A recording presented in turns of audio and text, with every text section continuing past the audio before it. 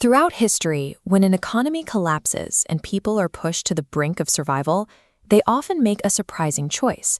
They voluntarily hand over their democratic rights to a dictator. Behavioral economists Sendel Mullainathan and Eldar Shafir identified the mechanism driving this. They call it the bandwidth tax, a cognitive load imposed by persistent financial concerns that severely limits a person's mental capacity. This diagram illustrates the concept. When a person falls into poverty, survival demands constant, intense mental calculation. Every dollar spent on rent is a dollar stolen from the grocery budget. This chronic financial pressure acts as a direct tax on the brain, actively consuming the cognitive resources required to plan for the future. Living entirely without financial slack forces people into a perpetual state of emergency troubleshooting. When you are entirely focused on putting out today's fires, you simply do not have the mental capacity to evaluate long-term political solutions.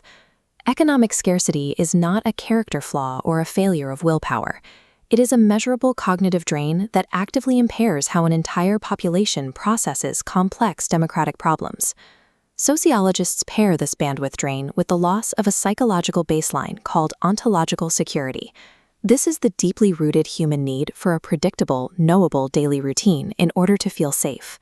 When a sudden economic collapse or creeping systemic inequality shatters that daily routine, it leaves behind a terrifying vacuum of meaning.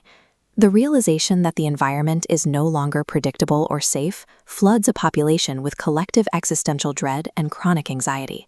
A society suffering simultaneously from a depleted cognitive bandwidth and a shattered sense of reality is perfectly primed for political exploitation.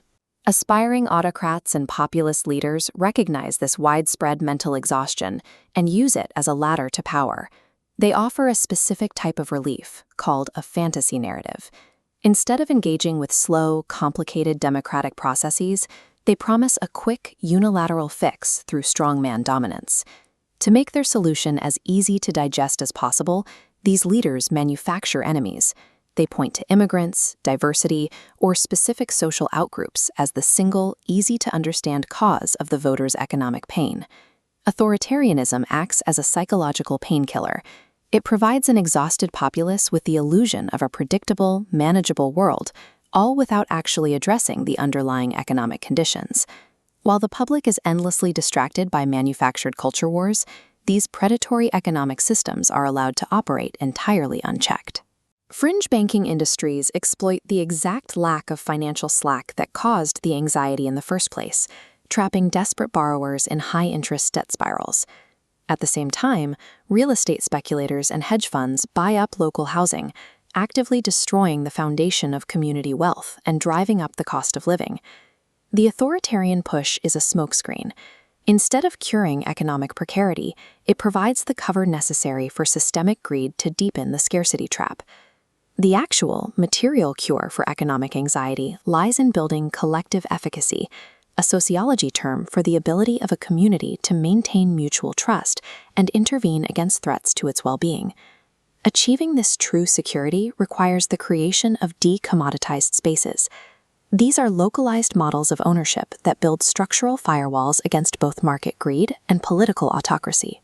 This diagram shows a primary shared equity model neutralizing real estate speculation, the Community Land Trust. A nonprofit retains ownership of the underlying land, while individuals own the homes securely on top.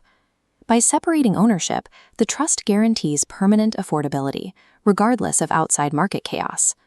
Models like CLTs provide actual, undeniable material safety, directly neutralizing the systemic greed that fuels the scarcity trap.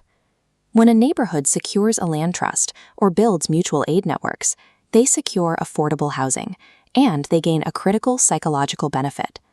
These strong communal safety nets artificially generate financial slack, which returns stolen cognitive bandwidth back to the individual. Participating in local, democratic resource management rebuilds mutual trust. It creates the stable routines necessary to definitively restore the population's ontological security. A thriving, deeply connected neighborhood is the ultimate defense against tyranny.